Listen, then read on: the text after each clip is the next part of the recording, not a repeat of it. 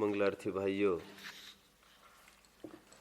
मोक्ष मार्ग प्रकाशक ग्रंथ के आधार से 9वें अधिकार के अंतर्गत हमारी चर्चा चल रही है। मोक्ष मार्ग का स्वरूप प्रकरण के अंतर्गत सम्यक दर्शन के स्वरूप की चर्चा चल रही है। लक्षण के रूप में विपरीत अभिनिवेश रहित तत्वार्थ का श्रद्धान, उसे सम्यक दर्शन कहा। और तत्वार्थ श्रद्धान यह जो लक्षण है वह निर्दोष लक्षण है, इसकी सिद्धि चल रही है। अर्थात वह अव्याप्ति, अतिव्याप्ति तथा असंभवी दोष से रहित है, इसकी मीमांसा है। शंकाकार ने दो तर्क अभी तक खड़े किए थे। उसका कहना यह था कि तिर्यंशादिक जो तुच्छ ज्ञानी जीव है उनके तो वे तो नामादिक भी नहीं जानते, विचार करने का तो सवाल ही खड़ा नहीं होता। जिनागम में उनको सम्यक दृष्टि कहा है वह किस प्रकार, यह तो अव्याप्ति दोष से दूषित है। टोडरमल जी साहब ने समझाया था कि उनको ज्ञान तुच्छ है, ये बात सत्य है, फिर भी प्रतीति में कुछ भी बाधा नहीं है। उसे सामान्य प्रतीति कहकर उन्होंने समझाया था और कहा था जो ज्ञान आदि की विशेषता पाई जाती है ज्ञानावरण के क्षोभशम से, वह तो विशेष प्रतीति है। तिर्यंचों के भी कारण विशेष से तपश्चरण आदि तक पाया जाता है, ऐसा टोडरमल जी साहब ने कहा था। और हमने भी यहाँ पर हाथी के उदाहरण से सिद्ध करने का प्रयास किया था। प्रीतिंकर का जीव है जिसका पुराण में उल्लेख आता है, जो मुक्ति को प्राप्त हो गया वह पूर्व भव में सियार का जीव था और प्यास से तड़पता हुआ मरा था, लेकिन आखिर तक पानी नहीं पिया था। आपको ख्याल में होगा, इसी आशंका से कि रात तो नहीं हुई होगी, वो जब जब भी बावड़ी में जाता था उसको अंधेरा दिखता था और रात्रि होने की आशंका से वह फिर बिना पानी पिए ही ऊपर आ जाता था। ऊपर आकर देखता था कि अभी तो काफ़ी दिन है, फिर पानी पीने जाता था, नीचे जाकर देखता था फिर अंधेरा, उसको लगता था फिर रात हो गई। ऐसा ऊपर नीचे करते करते उसका मरण होना कहा है। तिर्यंश को इतना ज्ञान हो सकता है, उसको ये पता नहीं है रात्रि में जीवों का संचार होता है। उसको ये भी शायद पता नहीं होगा कि त्रस जीव क्या, स्थावर जीव क्या। बस इतना वो जानता है कि विरक्त हो गए है वो, उसके पानी पीने का भाव नहीं आता रात में। समझ में आया? उसको राग ही नहीं होता। ऐसा सहज निमित्त नैमित्तिक संबंध है, ये हमने देखा था। और भी हमने बी पॉइंट देखा था। सम्यक दृष्टि का विषय कषायों में परिवर्तन होते हुए भी उसके तत्वार्थ श्रद्धान कैसे सुरक्षित रह सकता है, ऐसा शंकाकार का प्रश्न है। और जिनागम में सर्वत्र ऐसे सम्यक दृष्टि जीवों को, ऐसे जीवों को सम्यक दृष्टि कहा है। तो कह रहे सम्यक तो भी है और विषय कषाय में प्रवृत्ति होने से तत्वार्थ श्रद्धान नहीं है, तो यह लक्षण पूर्णतया सम्यक्त रूप में नहीं जाता, इसलिए अव्याप्ति दोष से दूषित है। टोडरमल जी साहब ने कहा था कि उपयोग जहाँ लगाए वहाँ पर लग जाता है, बात उसकी नहीं है। प्रतीति जुदी चीज़ है और उपयोग अलग चीज़ है, ठीक है। और दो उदाहरणों से समझाया था। एक तो उदाहरण ये था कि रोगी कुछ भी करे, करते समय कदाचित हंसे भी, कोई रिश्तेदार उसको मिलने आए अस्पताल में तो थोड़ी मुस्कुराहट आए, आनंद भी ख्याल में आए, ऐसा होते हुए भी मैं रोगी हूँ, ऐसा श्रद्धान उसका मिटता नहीं। दूसरा उदाहरण दिया था, कभी कभार रोगी ऐसा कार्य करे जिससे उसका रोग बढ़े, लेकिन ऐसा होने पर भी रोग की हेयता, दुखरूपता उसके ज्ञान में है। ठीक उसी प्रकार ज्ञानी कदाचित विषय कषय में प्रवृत्ति करे, तब भी उसके श्रद्धान में वह सब हेयता को ही प्राप्त हुआ है। कोई पूर्व कर्म का उदय आता है तीव्र, वो उसका निवारण करने में समर्थ नहीं होता, तो लेट गो, वो तमाशगिर रहकर, ज्ञाता दृष्टा रहकर उसको भोगता रहता है। मात्र पुण्य का ही उदय भोगता है ज्ञानी, ऐसा नहीं होता है। पाप का उदय भी वो भोगता है। इसलिए भी कहा जाता है वो भोगता नहीं है, वो भुगतता है। सुना होगा ना आपने, भोगता नहीं है, भुगतता है। भुगतता है मतलब, भोगता है मतलब आनंद लेना उसका, और भुगतता है मतलब जबरन, ये आ पड़ा प्रसंग है, अनअवॉइडेबल है, उसको मैं कैसे निवारण करूं। कर्म उदय में आएगा और अपना अपना फल देकर चला जाएगा। तो फल के स्वरूप सैकड़ों रानियां भी देने का फल हो, अथवा कुछ प्रतिकूलता देकर जाने का फल हो, फल किसी भी रूप हो, उसमें राग द्वेष नहीं करना, यही उसका जीवन है और उसकी प्रतीति अडिग है। यह हमने पूर्व कक्षा में देखा था। अभी थोड़ा सा हम आगे बढ़ेंगे। 321 पृष्ठ पर हम आए हैं। अभी आगे का बिंदु यहां पर सी लिख लीजिए आप, फिर प्रश्न सी, और निर्विकल्प आत्मानुभव वहां पर गोला चढ़ा दो। ये 4 तर्क उसने खड़े किए हैं, जिसमें से हमने 2 देख चुके हैं हम, और तीसरा अभी हमें देखना है। ठीक है, देखिए पहले तो मैं एक बात समझाऊं आपको और फिर हम आगे बढ़ेंगे। 5 बातें होती है। ज्ञान की तरफ से कहो लब्धि और उपयोग, चारित्र की तरफ से कहो परिणति और उपयोग, और एक तो श्रद्धा। ऐसी 5 बातें। कौन कौन सी? लब्धि, उपयोग, उपयोग, परिणति, प्रतीति, 5 बातें हो गई। हम थोड़ी सी 5 की मीमांसा करते हैं। अभी मोक्ष मार्गस्थ जीव है, उसकी प्रतीति तो अटल है, प्रतीति अटल है उसकी, और ज्ञान में कदाचित लब्धि में आत्मा हो या उपयोग में आत्मा हो। ठीक है, चतुर्थ गुण स्थानवर्ती जीव हो तो 6 माह में भी उपयोग का विषय आत्मा बने। समझ में आ गया? और अन्य समय में लब्धि में पड़ा रहे। और चारित्र में भी ऐसे ही लगा लेना। शुद्धोपयोग निरंतर तो होता नहीं है, लेकिन शुद्ध परिणति निरंतर रहती है। तो कम से कम 5 में से कम 3 तो ज्ञानियों को होते ही होते हैं। क्या होते हैं? ज्ञान की तरफ से देखो, या लब्धि में होगा या उपयोग में होगा। अधिकांश लब्धि में होता है, इसलिए हम लब्धि मान के चले। ज्ञान की तरफ से देखो तो लब्धि में, चारित्र की तरफ से देखो तो इसमें भी हो, तो परिणति में भी सकता है, शुद्धोपयोग में भी हो सकता है। अधिकांश रूप से चतुर्थ गुणस्थानवर्ती जीव शुद्धोपयोग में नहीं रहता, तो हम परिणति में मान ले थोड़ी देर के लिए। तो चारित्र की अपेक्षा परिणति में, और प्रतीति तो है ही सुरक्षित। 5 में से 3 जगह सुरक्षित है उसकी।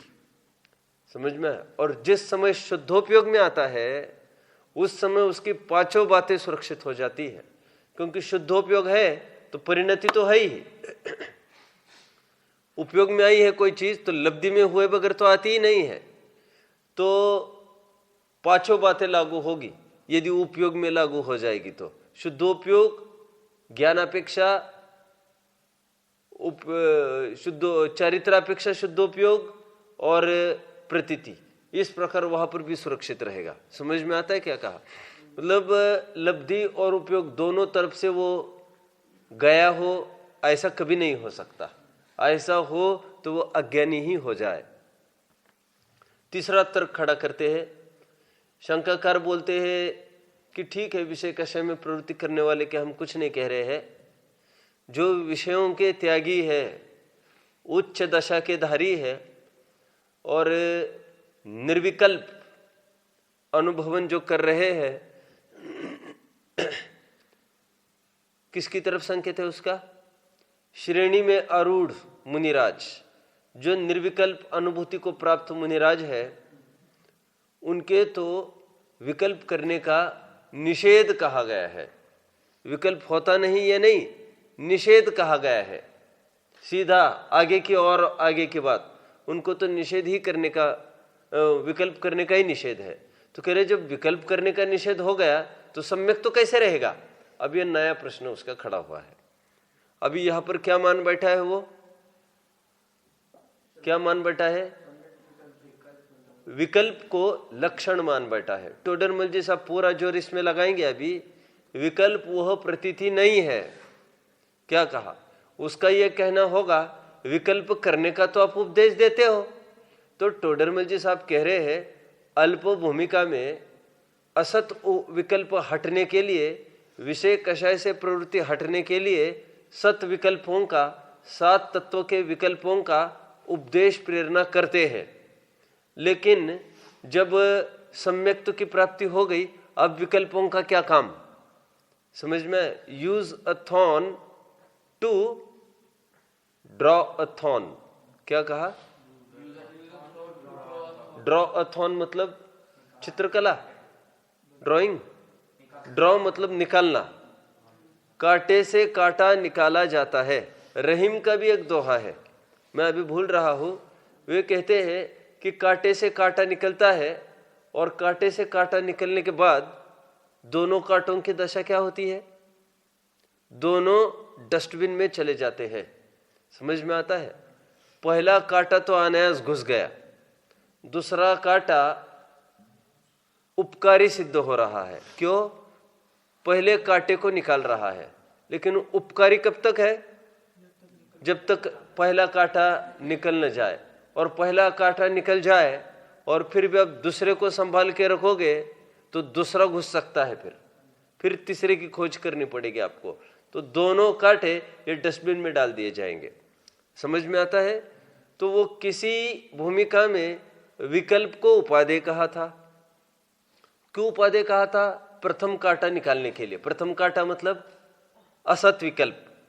असत विकल्प हट जाए तो शुभ विकल्प का क्या प्रयोजन है? अभी शुभ विकल्प भी स्वयं हट जाए। ध्यान रखना, शुभ विकल्प को हटाने के लिए वो अपने आप हट जाते हैं। क्या कहा मैंने?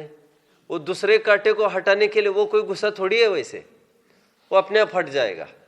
कुछ पकड़ में? मैंने बहुत टाइम पहले एक उदाहरण दिया था। कोई गलती से, अथवा यूं समझिए कोई स्ट्रेंजर, कोई नया आदमी वैसे ही गेट में घुस आए तो उसको बाहर कौन निकालेगा? गेटमैन, गार्ड जो खड़ा है वो बाहर निकालता है। गार्ड को कौन बाहर निकालेगा? वो स्वयं ही निकल जाएगा, उसको निकालने की आवश्यकता नहीं है। ठीक उसी प्रकार अशुभ विकल्पों से हटने के लिए, विषय कषाय के विकल्पों से हटने के लिए सात तत्वों के विकल्प में प्रवृत्ति कराई। अभी ये विकल्प कैसे हटेंगे? ये अपने आप हट जाएंगे। कब हटेंगे? शुद्ध भाव की प्राप्ति हो, निर्विकल्प भूमिका होने के बाद। इसलिए ध्यान रखना, अशुभ का तो प्रतिज्ञा पूर्वक त्याग कराया जाता है, शुभ का प्रतिज्ञा पूर्वक कोई आज तक त्याग नहीं कराया गया है। भगवान के सामने आकर यहाँ पर 5 पाप के त्याग की, रात्रि भोजन के त्याग की, पंचोदंबर के त्याग की, रात्रि भोजन के त्याग की प्रतिज्ञाएं कराई जा सकती है, अनछने पानी के त्याग की। लेकिन आज तक भी कोई ऐसा है जो भगवान के सामने आकर ऐसी प्रतिज्ञा लेता हो? कैसी? मैं आज से इसके बाद कभी देव दर्शन नहीं करूंगा। क्यों? क्योंकि सत विकल्पों के त्याग की प्रतिज्ञा ली नहीं जाती, वे अपने आप क्षमण को प्राप्त होती है। लेकिन कभी कभी उपदेश शैली ऐसी होती है, वो है उसको हटाओ, उस शैली से हमको ऐसा लगने लगता है उसको हटाओ और शुद्धोपयोग की प्राप्ति कराओ। कायदे से ऐसा नहीं है, वे अपने आप अभाव को प्राप्त होते हैं। ये समझ में आ रहा है। और जीव उसको मोक्ष मार्ग ही न जान लेवे, इसलिए भी उसको हेयता दिखाई जाती है। अर्पित समझ में आ रहा है क्या कहा? एक बार की घटना है, ये किराएदार रख रखे थे एक जन ने, और काफ़ी साल हो गए वे किराए से रह रहे थे, और 20-25 साल बाद ऐसा लगा मालिक को कि किराएदार को खाली कराया जाए।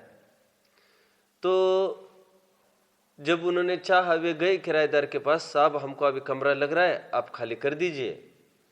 नए नियम आए हैं, आपको पता होगा कि अमुक कितने साल गुजर जाए तो किराएदार का ही वो घर हो जाता है। तो उसने दावा किया कि मैं अब घर नहीं छोड़ूंगा, ये घर मेरा हो गया। तो सच्ची घटना है ये। तो घर कैसे छोड़े, इतने करोड़ों की प्रॉपर्टी, और किराए देता था 100-200, पुराने जमाने के किराए। कौन अफोर्ड करेगा, किसको परवड़ेगा? उसने कहा नहीं भाई तुम खाली करो। मैं खाली नहीं करूंगा बोले, अभी ये कानूनन मुझे अधिकार प्राप्त हुआ है कि जो निरंतर 20 साल रहता है उसका वो जगह हो जाती है। इसलिए अब नया कानून निकला है ना, नया नया बॉन्ड करना पड़ता है 11-11 महीने का, यदि आपको किराएदार रखने हो तो। आप नहीं जानते इस बात को। तो भले ही रिन्यू करो सालों तक, लेकिन वो हर 11 महीने के बाद रिन्यू होना चाहिए। और यदि स्थायी के रूप में हो जाए वो, तो फिर वो क्लेम कर सकता है उसके ऊपर, उस जगह के ऊपर। तो फिर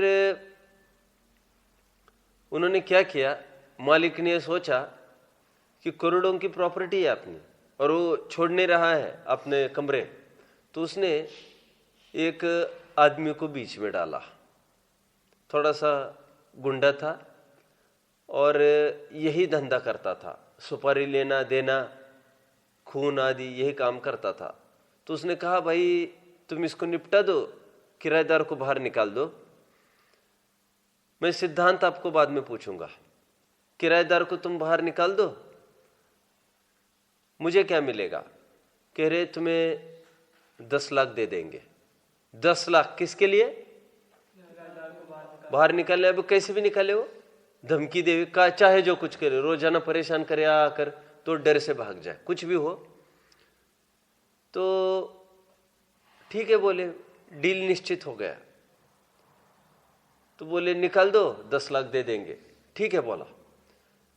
1-2 दिन के बाद आया वो, और वो बोला घर मालिक को कि मैं 1-2 बार गया तो उसके पास, मेरे लिए कोई बड़ी बात नहीं उसको निकालना, अभी हाल में उसको टपका सकता हूँ बोले, लेकिन मेरे पास थोड़ा कानूनन अधिकार भी तो चाहिए कुछ।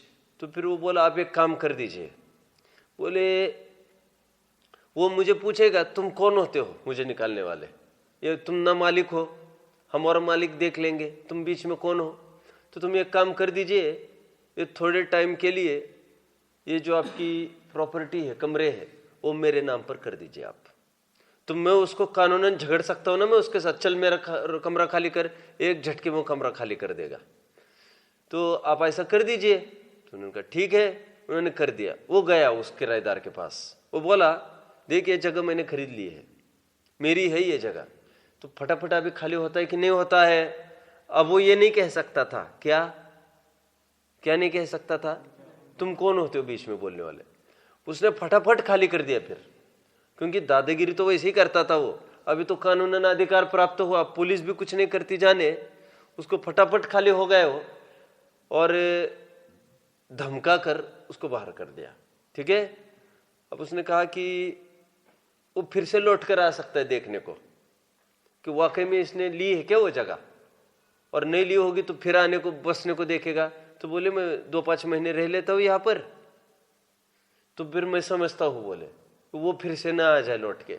2-5 महीने वो रहा, अब नहीं आ रहा है वो, तो घर मालिक ने कहा अब तो नहीं आ रहा है वो, बस अभी काम खत्म हो गया, वो आने का नहीं है, अब तुम चले जाओ बोले, तुम नाम पर कर दो मेरे फिर से। अभी क्या हुआ होगा कल्पना कर सकते हो आप? क्या हुआ होगा अक्षत? काय के लिए वापस करेगा वो? अब उसके पास कानूनन अधिकार प्राप्त हो गया है, वो कह रहे ये जगह मेरी है, आप मुझे बाहर नहीं निकाल सकते। मुझे क्या कहना है इसमें से? कहना यह है, असत विकल्पों को निकालने के लिए हमने सत विकल्पों का आश्रय लिया, लेकिन इसका ध्यान रहे कि यह सत विकल्प दृढ़ ना हो जाए, इसमें मोक्ष मार्ग की मान्यता ना हो जाए, और यदि इसमें संतुष्टि होने लग जाए तो इसका निकलना बहुत मुश्किल है। फिर 3 काल में निकलना संभव नहीं है। इस तरफ से बोला यह जाता है सत विकल्पों का भी अभाव करें, कायदे से वे अपने आप अभाव को प्राप्त होते हैं, बस हेयता की दृष्टि हो। हेयता की दृष्टि समझ में आ रहा है ना? टोडरमल जी साहब के शब्दों में, जब तक शुद्ध भाव न हो तब तक शुभ भाव में प्रवृत्ति करना, बोलो। लेकिन श्रद्धान में तो ऐसा ही मानना कि यह भी है। समझ में आता है क्या कहा? तो प्रश्न शंकाकार का ये है, निर्विकल्प अनुभूति में उनका भी तो निषेध कराया जाता है विकल्पों का। तो टोडरमल जी साहब ये समझा रहे हैं कि अभी विकल्पों का काम क्या रहा, बोले। समझ में? विकल्पों का काम कब तक था? जब तक विषय कषाय प्रचुरता से परेशान करते थे। अभी जिसके लिए विकल्प करते थे ऐसी निर्विकल्प अवस्था प्राप्त हो गई है, अभी लौट घूम फिर कर नीचे क्यों आए फिर से? आप समझते हो मेरी बात को? तो इसलिए कह रहे जो निषिद्ध है उसको वे क्यों करे? जो परम भाव में स्थित है उनको निश्चय ही अनुकरणीय है, और व्यवहार तो अपरम भाव में स्थित वालों के लिए अनुकरणीय कहा है, वो ऊपर वालों के लिए उपदेश नहीं है। वे तो निर्विकल्प में चलते रहे। हमने पहाड़े याद किए हैं 2, 4, 5 के, जो बचपन में कराए जाते हैं। और बच्चों को अचानक पूछो, बोलो भाई 10 6 जार, अचानक फिर वो 10 6 जार नहीं बोल सकता तो कहाँ से चालू करता है? 10 1 जार, 10 2 जार, 10 3 जार, ऐसा करता है वो। लेकिन एक पर्टिकुलर स्टेज आ जाए, बड़ा हो जाए, वो बोलता है बोलो क्या भाव है? बोले साहब वो 11 रुपये दर्जन है। तो ठीक है चलो 1 दर्जन दे दो। तो वो पहाड़ा नहीं गिनता है, वहां पर फटाफट 121 निकल कर दे देता है। तो पहाड़ा तो आपने बोला ही नहीं। अरे पहाड़ा जो बुलवाया था, उस बुलवाने का प्रयोजन क्या था? क्या प्रयोजन था? तुम्हें ख्याल में आए कितने से कितना मल्टीप्लाई करे तो क्या फिगर होना चाहिए? अब वो पहाड़ा क्यों बोलता बैठे? वो फिर से सीधा याद आता हो उनको पहाड़ा नहीं बोलना चाहिए। पहाड़ा बोलना मजबूरी है। समझ में आता क्या कहा? और सीधा नहीं आता हो तो पहाड़ा बोल के, लेकिन आना जरूरी है।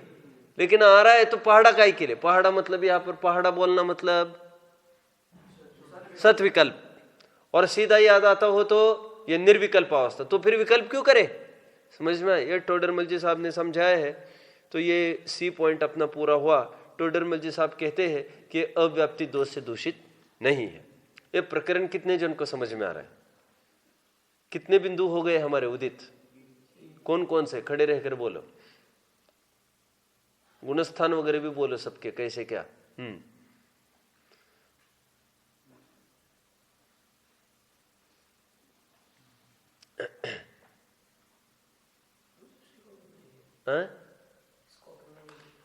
अरे कॉपी में नहीं होने से क्या दिमाग में नहीं है क्या तुम्हारे?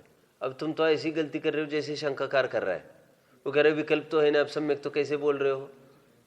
प्रतीति तो है ना, तुम्हारा दिमाग तो है ना। कॉपी नहीं होने से क्या फर्क पड़ता है?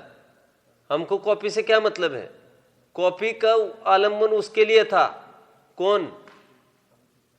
वो जो बोल नहीं सकता था। फिर कॉपी का आलम्बन लेके बोलो। लेकिन जो उसके बिना आलम्बन के बोल सकता है वो वैसे बोलो। नोटबुक का हमारा आग्रह थोड़ी था कभी, नोट्स बनाओ नोट्स बनाओ। नोट्स का आग्रह क्यों होता है?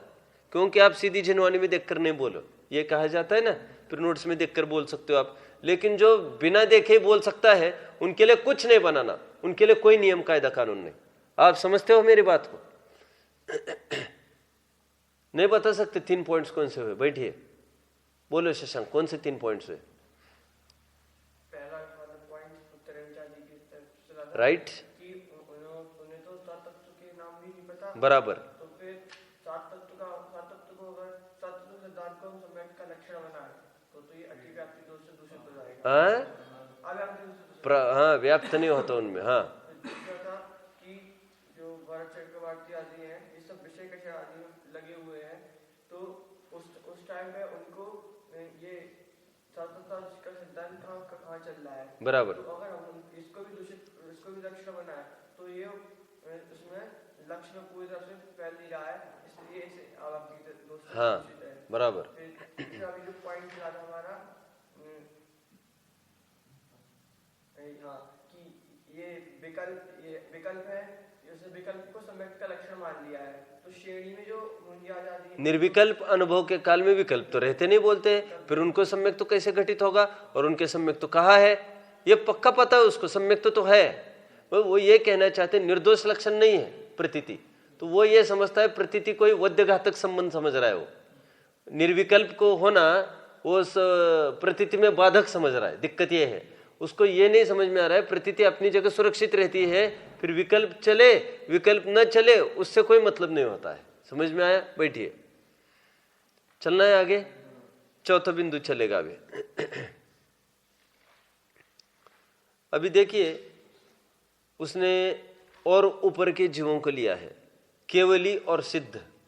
उसका यह कहना है वे तो सभी द्रव्यों को समान रूप से जानते हैं, उनके प्रतीति कैसे संभव है? समझ में आ गया? वे तो सभी द्रव्यों को समान रूप से जानते हैं, उनके प्रतीति कैसे संभव है? वो क्या मान बैठा अभी, समान रूप से जानेंगे तो प्रतीति कैसे होगी? वो तो आत्मा को ही जानना पड़ेगा, ऐसा उसका कहना है।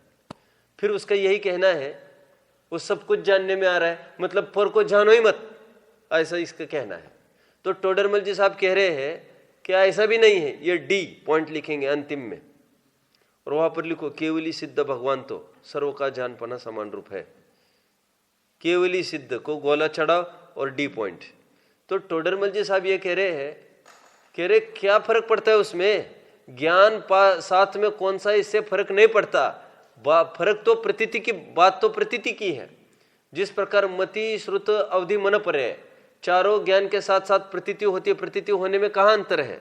ठीक उसी प्रकार केवल ज्ञानी हो गए तो केवल ज्ञान के साथ प्रतीति तो सुरक्षित रहती है। बोले तो कह रहे बात इतनी सी, यह श्रुत ज्ञान अनुसार प्रतीति थी, वह केवल ज्ञान अनुसार प्रतीति है, प्रतीति तो सुरक्षित रहती है।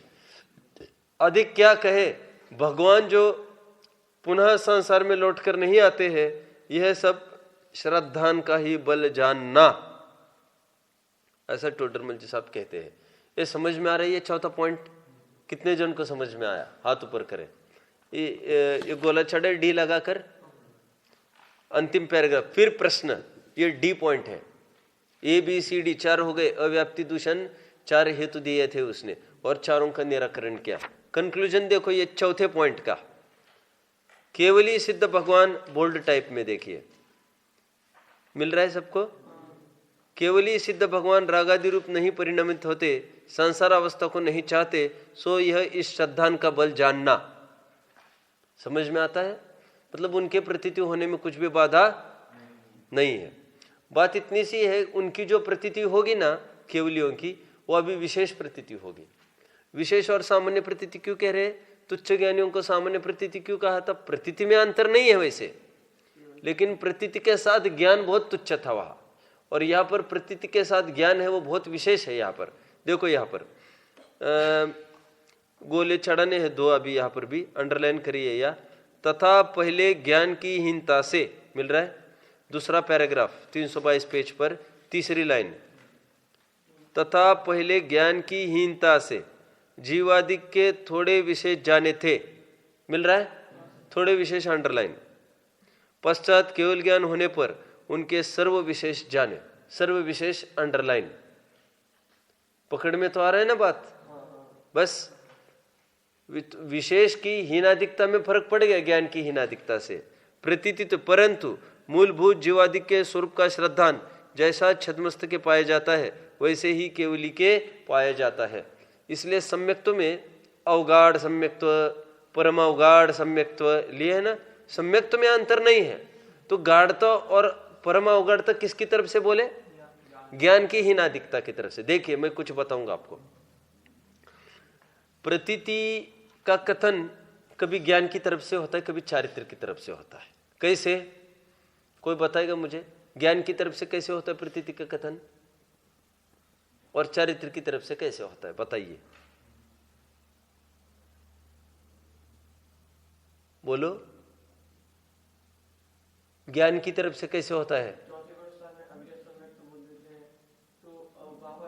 ठीक है, ऐसा बोलिए, लेकिन अभी जो ताजी बात कही ना मैंने, अवगाढ़ सम्यक तो परम अवगाढ़ सम्यक तो, ये श्रद्धान का निरूपण ज्ञान के मुख से किया जा रहा है, समझ में आता है?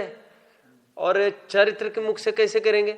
सराग सम्यक्त्व, वीतराग सम्यक्त्व, ये चारित्र की तरफ से सम्यक्त्व का निरूपण, ज्ञान की तरफ से सम्यक्त्व का निरूपण, अवगाढ़ सम्यक्त्व, परम अवगाढ़ सम्यक्त्व। सम्यक्त्व में कोई डिफेक्ट नहीं है कहीं भी, समझ में आया? आलम्बन किसका लिया जा रहा है, तो बात उसकी है। तो कह रहे यहाँ पर परम अवगाढ़ सम्यक्त्व है केवलियों के, तो विशेष प्रतीति इनके पाई जाती है। यह अपना प्रकरण हुआ। फिर अंत में एक पैराग्राफ दिया है, प्रकरण अभी पूरा हो रहा है वैसे ये, अभी एक प्रश्न पूछकर कंप्लीट कर रहा है वो बात को। वो ये कहता है, एक प्रश्न है हमारा कि सम्यक दर्शन तो मोक्ष मार्ग है। क्या है? मोक्ष मार्ग। मोक्ष की प्राप्ति होने के बाद सम्यक दर्शन कैसे रहेगा? प्रश्न समझ में आ रहा है सबको? उदाहरण उसका मैं दूं, उसको क्या कहना है मैं उदाहरण से समझाऊं?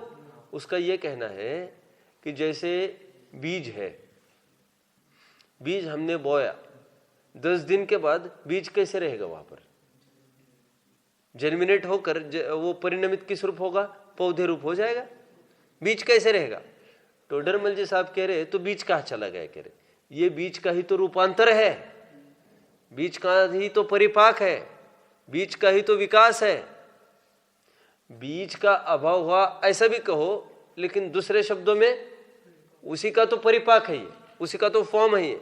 हम ये पूछे वो 10 साल वाला शैलेंद्र कहाँ चला गया? वो खत्म हो गए क्या 10 साल वाला शैलेंद्र? तो फिर अरे वही तो ये है, 13-14 साल वाले शैलेंद्र रूप जो परिणमित हुआ है वो यही तो है। आप समझ रहे मेरी बात को? तो कह रहे सम्यक्त्व का अभाव थोड़ी होता है, सम्यक्त्व का ही पूर्ण विकसित रूप ये आकर खड़ा हो गया है। ये प्रश्न हम पढ़ते हैं। पढ़िए, कौन पढ़ेगा प्रश्न ये? अरहंत पढ़ो। प्रश्न है कि सम्यक दर्शन तो मोक्ष मार्ग कहा था, मोक्ष में इसका सद्भाव कैसे कहते हैं? कोई कार्य ऐसा भी होता है जो कार्य सिद्ध होने पर भी नष्ट नहीं होता। बराबर। जैसे किसी वृक्ष के किसी एक शाखा से अनेक शाखा युक्त अवस्था हुई, उसके होने पर वह एक शाखा नष्ट नहीं होती। उसी प्रकार किसी आत्मा के सम्यक गुण से अनेक गुण युक्त मुक्त अवस्था हुई, उसके होने पर सम्यक गुण नष्ट नहीं होता। इस प्रकार के भी सिद्ध भगवान के भी तत्वा संधान लक्षण सम्यक ही पाया जाता है, इसलिए वहाँ अव्याप्तिपना है, अव्याप्तिपना नहीं है। ठीक है, ये देखिए यहाँ पर अव्याप्तिपना लक्षण में नहीं घटित किया है कि वहां पर प्रतीति नहीं है, ऐसा नहीं बोलना है। अब ये कह रहे सम्यक तो का अव्याप्तिपना, मतलब सम्यक तो कहीं है और कहीं नहीं है। आप समझ रहे मेरी बात को? है तो अव्याप्ति का ही बिंदु बस, लेकिन क्या है यहाँ पर लक्षण की लक्ष्य में एक देश व्याप्ति ये नहीं सिद्ध करना है। यहाँ पर ये कह रहे हैं जो सम्यक तो है वो भी तो सर्वत्र नहीं पाया जाता, आप समझते हो? तो इस अपेक्षा से अव्याप्ति है। तो उन्होंने कहा नहीं, ऐसा नहीं है। शाखा का उदाहरण दिया जो आपके सामने है। आधार थोड़ी नष्ट होता है आधे होने के बाद, उन्होंने तो शाखा का उदाहरण दिया। और शाखा से अनेक अनेक शाखा हुई तो मूल शाखा रहेगी कि नहीं रहेगी? अरे रहेगी कि नहीं? बिल्कुल रहेगी। तो ये बात आई यहां से। ऐसा ही आगम में एक प्रश्न आया है, उसको लेते हैं हम। भव्यत्व का नाश कहा है। तत्वर सूत्र के 10वें अध्याय में आपने पढ़ा होगा, वहां पर औपशमिक आदि भव्यत्वा नाम च ऐसे एक सूत्र है, ख्याल में है किसी के? 10वां अध्याय पढ़ा? 10वां अध्याय पढ़ा? तत्वर सूत्र में नहीं पढ़ा 10वां अध्याय आपने? ओ अब उसको कितना टाइम हो गया? डेढ़ साल तो हो ही गए उसमें आराम से। अब कहाँ से याद रहेगा वो? और वो कितना रैपिड रीडिंग चला था, 1 मिनट कथन किया होगा मैंने उसका। विस्तार में तो विस्तार में भी पढ़ते हैं ना तत्वर सूत्र यहाँ पर? अच्छा, उत्तरार्ध नहीं है क्या यहाँ पर? दोनों है क्या वैसे? अच्छा, चलिए 12th को भी नहीं पढ़ा ये उत्तरार्ध तत्वर सूत्र? हाँ, अच्छा अच्छा, सुनिए अभी ध्यान से जो मैं कहना चाहता हूं। वहां पर एक सूत्र है तत्वर सूत्र में कि सिद्धावस्था में कौन से भाव होते हैं, तो वहां पर ये लिखा कौन से भाव नहीं होते, इसकी पहले चर्चा की। तो कह रहे औपशमिक, क्षापशमिक और अवदैक, ये भाव नहीं होते वहां पर। और पारिणामिक तो होता है ना, कह रहे हैं पारिणामिक में भी वो भव्यत्व तो नहीं होता वहां पर। सूत्र समझ में आता है? तो आचार्य ने एक प्रश्न पूछा कि भव्यत्व जाता कहाँ है, फिर भव्यत्व जाता कहाँ है? तो दो अपेक्षाएं बताई आचार्य ने। एक तो ये कहते हैं, एक तो कह रहे भव्यत्व का अर्थ क्या है, कुछ होने लायक। अब कुछ होने लायक रहा है क्या कुछ? तो भव्यत्व 14 गुणस्थान तक तो था, अभी कुछ होने लायक कुछ रहा नहीं, तो अभी सब कुछ हो गया, अब अभव्यत्व का नाश हो गया। लेकिन कोई ये कहे ऐसे कैसे बोल रहे हो, तो पारिणामिक भाव है। तो फिर दूसरा उत्तर आचार्य देव ने यह दिया कि फिर ऐसा कहिए कि भव्यत्व का ही परिपाक ये सिद्धावस्था हो गई है, अब तो खुश, तो अब भव्यत्व का अभाव नहीं हुआ, ऐसा कहो फिर। तो दोनों से अद्वैत का हम आलम्बन ले तो हमको कोई आपत्ति नहीं है। समझ में आया? अभी उसको और एक प्रश्न है, उसका ये कहना है सब अव्याप्ति के तो हमने 4-5 बिंदु देखे। 4-5 क्यों कहा मैंने? 4-5 क्यों कहा? 4-5 क्यों कहा मैंने ऐसा? अव्याप्ति के हमने 4-5 तर्क देखे। लास्ट वाले में वो वैसा नहीं है जैसे पहले 4 में था। पहले 4 में ये था कि तत्वार श्रद्धान रूप लक्षण ठीक से सम्यक्त रूप लक्ष्य में नहीं बैठता, कहीं बैठता है कहीं नहीं बैठता, ऐसा उसका कहना था। और 5वीं जगह वो ये बोल रहा था कि सम्यक तो सब जगह नहीं बैठता, इसलिए अव्याप्ति है। समझ में आता है ना? इस प्रकार केवल सिद्ध भगवान के भी तो श्रद्धान रूप लक्षण। आप एक काम करिए, चलो फिर प्रश्न है कि सम्यक दर्शन तो मोक्ष मार्ग कहा, तो मोक्ष में इसका सद्भाव कैसे कहते हैं? आप इसको 5वां पॉइंट भी लिख सकते हैं, वैसे चाहो तो अव्याप्ति आप 5वां पॉइंट लिख सकते हैं, चाहो तो इसको देख लो। और फिर एक प्रकरण टर्न होगा अभी। अब वो ये कहता है चलो अव्याप्ति के तो माना हमने कि जहां जहां सम्यक तो है वहां वहां सर्वत्र तत्वार श्रद्धान पाया ही जाता है। लेकिन उसका ये कहना है तत्व श्रद्धान सम्यक्तों के अलावा किन्हीं मिथ्या दृष्टियों में भी पाया जाता है, इसलिए अब अतिव्याप्ति दोष को वो खड़ा करना चाहता है। समझ में आया? और आगम का हवाला देगा। आगम पढ़ा लिखा है ये, आपने गौर किया होगा। हर एक जगह प्रश्न में उसका ये कहना था कि जैसे और उनको तो सम्यक दृष्टि कहा है जिनागम में, और तिर्यंचों को तो असंख्यात तिर्यंचों को सम्यक श्रावक कहा है, और इनको तो ऐसा कहा है निर्विकल्प अनुभूति वालों को श्रेणी चढ़ने वाला कहा है। वो गुणस्थान में बोलता जा रहा है, उसको पता है उसको सम्यक तो है। समझ में आया? अभी यहां पर भी उसका कहना है, प्रवचन सार में लिखा है कि तत्व श्रद्धान से युक्त हो, आगम का स्वाध्यायी हो, फिर भी वह मिथ्या दृष्टि है। तो कह रहे अभी तो वो मिथ्यात्व में भी चला गया लक्षण। तो टोडरमल जी साहब अब उसको समझाएंगे। क्या समझाएंगे? कि भाई वो अतिव्याप्ति दोष नहीं है, वहां पर जो मिथ्या दृष्टियों को तत्वार श्रद्धान कहा वो उपचार से कहा। उपचार मतलब यहां पर नाम निक्षेप से कहा कि नाम तो रट लिए है, वैसे उसने नाम तो रट लिए है, भाव भाषण उसको नहीं हो रहा है। इस अपेक्षा से तो कह रहे तत्वार श्रद्धान किसको कहा यहां पर? अभी नाम रटने को तत्वार श्रद्धान टोडरमल जी बोलने लग गए। ये समझ में आ गया क्या कहा? अभी तक वो बोल रहा था, अभी टोडरमल जी साहब कह रहे अरे भाई वो कोई तत्वार श्रद्धान यथार्थ थोड़ी है उसका, वो तो नाम रटने मात्र को उसको कहा। नहीं समझ में आ रहा है? नाम निक्षेप जैसे मुनि व्रत धार अनंत भार ग्रीव उपजायो। कभी तो आप क्या कहते हो? सम्यक तो बिना व्रत नहीं होता। और कभी तो क्या कहते हो? कितने भी व्रत पालन करना, जब तक सम्यक तो नहीं होगा कोई कल्याण नहीं होगा। टोडरमल जी साहब ने 8वें अध्याय में लिखा इसको परस्पर विरोध नहीं जानना। जहां पर व्रत के बिना मुनिपना आया है, सॉरी सम्यक्तों के बिना व्रत की बात करते हैं, वहां पर बाह्य क्रियाओं की तरफ से संकेत किया गया है। समझ में आया। और जहां पर यह कहा जाता है सम्यक तो पूर्व के व्रत होते हैं, वहां पर यथार्थ रूप में सहज भाव से हुए ऐसा जानना, परस्पर विरुद्ध नहीं समझना, तो ये सम्यक में भी ऐसा घटित करके दिखा सकते थे वे। टोडरमल जी, आपको समझ में आ रहा है मुझे क्या कहना है? 8वें अध्याय में कहां पर प्रकरण देखा था, जल्दी खोलिए और वहां पर मार्क कर सकते हैं आप इसको, पूरे प्रकरण को, कहां पर क्या होना चाहिए ऐसा मुझे कहना है। अब खोल के मुझे दिखाए जल्दी।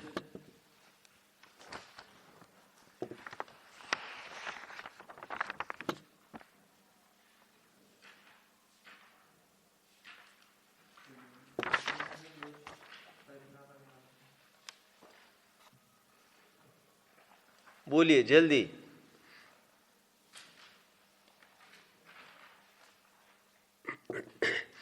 नहीं तो मुझे तो मिल गया है, मुझे तो मिल गया है।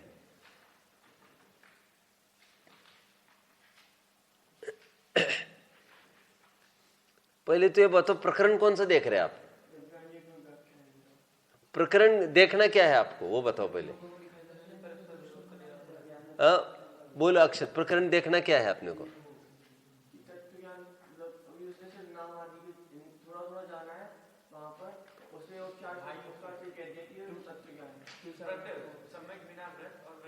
ये अभी 295 पेज खोलिए सब। इसमें चौथा पॉइंट आपने मार्क किया होगा, है वहां पर मार्किंग चौथे पॉइंट की। पढ़िए चौथा पॉइंट। तथा नाना भावों की सापेक्षता से एक ही भाव का अन्य अन्य प्रकार से निरूपण करते हैं। आ गए समझ में? ये बात है वहां पर नाना भावों की सापेक्षता से एक ही भाव का अन्य अन्य प्रकार से निरूपण करते। वहां पर अभी जो प्रकरण हम देख रहे थे वहां पर एक भाव मतलब क्या? एक भाव मतलब क्या? सम्यक्त्व। और अन्य अन्य प्रकार से कथन मतलब कभी श्रद्धान रूप और कभी नाम रटने रूप। बस समझ में आता है? पढ़िए पढ़िए पैराग्राफ। जैसे कहीं तो महाव्रत आदि को चारित्र्य लिख का, कहीं महाव्रत आदि होने पर भी द्रव्य लिखी को असंयमी का, वहां विरुद्ध नहीं जानता, क्योंकि सम्यक ज्ञान सहित महाव्रत आदि तो चारित्र्य और अज्ञान पूर्वक व्रत आदि होने पर भी असंयमी। आप समझते हो? अभी यहां पर कैसे घटित करेंगे अपना प्रकरण? उदित प्रकरण कैसे घटित करेंगे? अपना प्रकरण कैसे घटित होगा? जल्दी बोलो।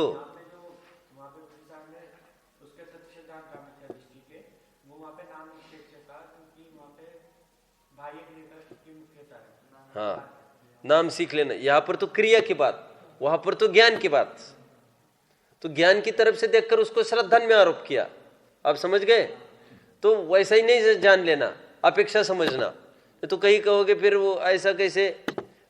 अभी यहां पर ले मुनिव्रत धार अनंत बार ग्रीवक उपजाय। अभी यहां पर क्या छंद बन सकता है उसका? तत्वार श्रद्धान धार अनंत बार। समझ में आ गया? और फिर भी सम्यक्त्व की प्राप्ति नहीं हुई ऐसा कहेंगे तो विरुद्ध नहीं जानना। समझ में आया? चलिए आइए अपने प्रकरण में। ठीक है। तो टोडरमल जी साहब कह रहे वो तो नाम निक्षेप से हमने ऐसा बोला था। नाम निक्षेप से होता है ऐसा? क्यों? अभी तो तुमने उनको मुनिराज भी बोल रहे हैं और फिर पूछ भी नहीं रहे। हमने जो मुनिराज उनको कहा दुनिया कहते इसलिए हम बोल रहे नाम निक्षेप से, और पूज इसलिए नहीं रहे क्योंकि है वे शिथिलाचार्य। फिर मुनि बोलो ही मत। मैंने आपको कहा भी था ना एक बार, मैंने एक सभा में ऐसा बोला कि एक विद्वान है 20 पंथ के, उनका ऐसा कहना है। तो कोई खड़ा रहकर बोला जो 20 पंथी है वो विद्वान हो सकता है क्या? कि बुद्धू है, अज्ञानी है, क्या है? आप समझ रहे मेरी बात को? अरे नाम निक्षेप से विद्वानी कहेंगे ऐसा बोलूं क्या मैं कि एक 20 पंथ का एक मूर्ख आदमी है? ऐसा बोल सकता हूं मैं? कहने को तो विद्वान ही बोलेंगे कि ना, बोलचाल की भाषा में। समझ में आता है कि नहीं? जहां पर जिसकी बात हो उसको समझना चाहिए। अभी और एक बात, मैं सभा में ऐसा कभी कहता था, द्रव्यलिंगी मुनि है, वो सब कुछ करता है लेकिन यथार्थ काम नहीं करता। मुझे बहुत अच्छे जिन्होंने आकर समझाया बाद में प्रवचन के बाद, आप ऐसा मत बोला करो, अरे करता है ऐसा अच्छा नहीं लगता, करते हैं ऐसा बोलो आप। ये आप समझ रहे मेरी बात को? द्रव्यलिंगी सब कुछ करता है, यथार्थ निर्णय नहीं करता। तो उनको इतने आखर गई, द्रव्यलिंगी करते हैं, बोलो आदर आदर से देखो उनको, अपने मुमुक्षु विद्वान है खास। तो मैंने कहा टोडरमल जी साहब को पढ़ा है तुमने? तो टोडरमल जी साहब तो ऐसी भाषा बोलते हैं, समझ में, कोई आदरवाची नहीं बात करते उनके साथ। एक बात। दूसरी बात, मैंने ये कहा शब्द नए से देखिए, तो कहा तो यही जाना चाहिए क्या, एक व्यक्ति है तो सिंगुलर है, तो उसके लिए क्या प्रयोग होता है, एक आया और दो आए। समभिरूढ़ नए से आपका कथन सत्य है, लेकिन शब्द नए से मेरा कथन सत्य है, और बल्कि हमको फटकारना है द्रव्यलिंग को, इसलिए हम ऐसे ही बोल रहे हैं। क्या करता है, कोई यथार्थ काम नहीं करता। समझ में आ गया? और सम्यक दृष्टि को तो ऐसे भी कहेंगे, सम्यक दृष्टि है वे निरंतर अपने अपने में रमते रहते हैं, तो उनको थोड़ा बहुमानवाची। देखिए, तो यहाँ पर टोडरमल जी साहब कह रहे हैं ये अतिव्याप्ति दोष से दूषित नहीं है। तो जहां पर सच्चा तत्वार्थ शब्दान होगा, जहां पर सच्चा तत्वार्थ शब्दान होगा उसी को सम्यक्त्व का लक्षण बनाएंगे, और जो सच्चा तत्वार्थ शब्दान नहीं होगा उसको सम्यक्त्व का लक्षण नहीं बनाएंगे। ये कहकर उन्होंने कौन से नए शब्द डाल दिया अभी फिर से, सच्चा तत्वार्थ शब्दान और झूठा तत्वार्थ शब्दान। आज तक नहीं था ये फोकस में, अभी तुम्हारे पीछे हमको भेद करना पड़ा है। ये समझ में आ गया? हम एक जगह गए, उन्होंने कहा ये शुद्ध तेरा पंथ है। हाँ, गजब हो गए, शुद्ध तेरा पंथ आज तक नहीं सुना था हमने, क्योंकि आज तक तो तेरा पंथ को ही शुद्ध मानते थे। कह रहे साहब शुद्ध तेरा पंथ इसलिए कहने लग गए क्योंकि तेरा पंथ में भी अभी विकृति आ गई है, अभी दीपक जलाने लग गए हैं, तो हमने शुद्ध तेरा पंथ कर दिया। अभी आगे क्या होगा 10-20 साल बाद, यदि शुद्ध तेरा पंथ में अमुक विकृति आएगी और कोई उससे हटकर मतलब अपना बरकरार रखना चाहता है, यथार्थ मान मर्यादा परंपरा, तो वो अपना नाम क्या देगा, परम शुद्ध तेरा आमना है, तेरा पंथ क्या आमना है। आप समझ गए? ये विशेष विशेष विशेषण क्यों जोड़े जा रहे हैं कि अन्यों का परिहार करने के लिए। हमने यहां पर क्या डाला लक्षण में, सच्चा तत्वार्थ शब्दान। इसको गोला चढ़ाओ, लास्ट लाइन, जिसके सच्चे जीवादिक का शब्दान हो उसको आत्मज्ञान कैसे नहीं होगा, यहाँ पर सच्चे अंडरलाइन करो। इसका मतलब उसको जो तत्वार्थ शब्दान है वो झूठा है। झूठा है मतलब उसको भाववासन नहीं है, उसका नाम रट लेते। इसलिए टोडरमल जी साहब ने एक विशेषण डाला था प्रारंभ में ही, क्या कि लोग रट तो लेते हैं, भाववासन हो, उसके लिए लक्षण में एक शब्द डाला, विपरीत अभिनिवेश रहित। और एक टोडरमल जी बात बोल रही है यहाँ पर, कौन सी, कि नाम निक्षेप से भी बोला जाता है और आगम द्रव्य निक्षेप से भी बोला जाता है। यहाँ पर दोनों को अंडरलाइन करो। पहले लाइन में देखें नाम निक्षेप से कहा जाता है, और तीसरी लाइन में अथवा आगम द्रव्य निक्षेप से होता है। आगम द्रव्य निक्षेप मतलब क्या, मैं बता रहा हूं आपको। आगम द्रव्य निक्षेप मतलब ऐसा अर्थ लेना, आगम द्रव्य निक्षेप मतलब आपने पढ़ा नहीं है ना अभी, आगम द्रव्य निक्षेप गोमट सार का समापन का प्रकरण है। आयुष बार बार पूछता रहता है बाहर मुझे, मैंने कहा है उसको फिर कभी देखेंगे। आगम द्रव्य निक्षेप मतलब जो जीव अभी उस आगम का ज्ञाता है जिसमें 7 तत्व है, तो उस आगम का ज्ञाता है लेकिन अभी उपयोग से रहित है, उपयोग में नहीं है, उसके ज्ञाता तो है, तो उसको कहेंगे आगम द्रव्य निक्षेप। तो मत, इसका अर्थ इतना ही है, नाम रखता है, बस इतना ही कहना है इनको। समझ में आए? उस अपेक्षा से कहा या तो नाम निक्षेप कहो या आगम द्रव्य निक्षेप कहो, कोई खास बात नहीं। ठीक है, तो ये अपना प्रकरण हो चुका है, 323 पृष्ठ तक हम पहुंचे हैं। कल से हमारा प्रकरण चलेगा सम्यक्त्व के विभिन्न लक्षणों का समन्वय। हो सकता है मैं 6, 7, 8 पन्ने हैं अभी ये, तो हो सकता है कल एक ही पीरियड में ये 7 पन्नों की विषय वस्तु आपको दे दूं, क्योंकि बहुत सरल है। आगामी 7 पेजेस तो 332 तक हो सकता है मैं पूरा एक सेंट्रल आइडिया आपको कल के पीरियड में दे दूं। ओम नमः।